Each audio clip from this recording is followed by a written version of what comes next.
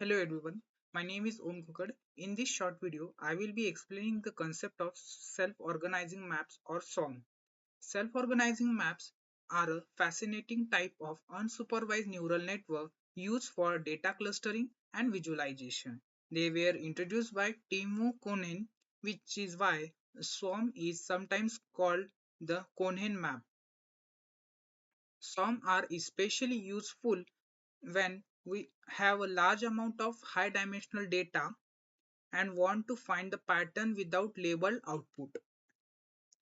So what exactly is self-organizing map?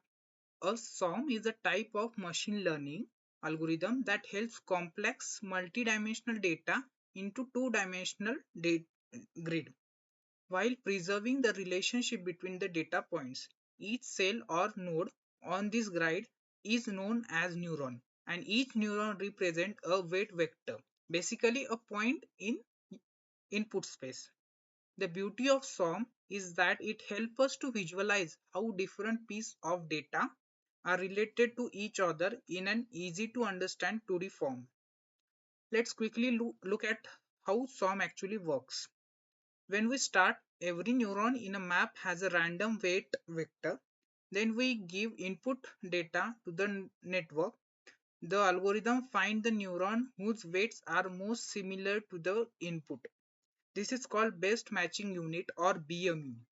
Once the BMUs find it is nearby neurons adjust their weights to become more like the input data. This process repeats for the data points and for several training cycles. Over time, similar inputs move close together on the grid and different types of data separates forming natural clusters. One practical example of self-organizing map is customer segmentation.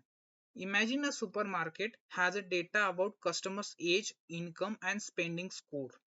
Using a SOM, the company can automatically group clusters into segments such as high spenders, medium spenders, and low spenders without needing a manual label.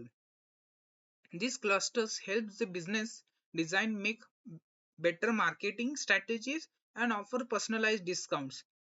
In the same way, SOMs are also used in pattern recognition, image compressing, and fraud detection. The result of trained SOM is a colorful two-dimensional map. Each neuron or cell on the map represents a group of similar data points. Data points that are close to each other on the map are similar in nature, while those further apart are quite different. For example, on a SOM showing us customer data, you might see clusters representing high income customer in one corner of a budget shopper in another. The visual representation make much easier to understand complex data relationship. So now to summarize, self-organizing map are powerful unsupervised learning, clustering, and visualization.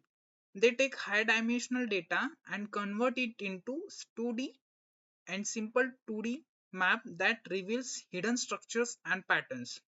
Some are widely used in finding in fields like marketing, bioinformatics, and image processing.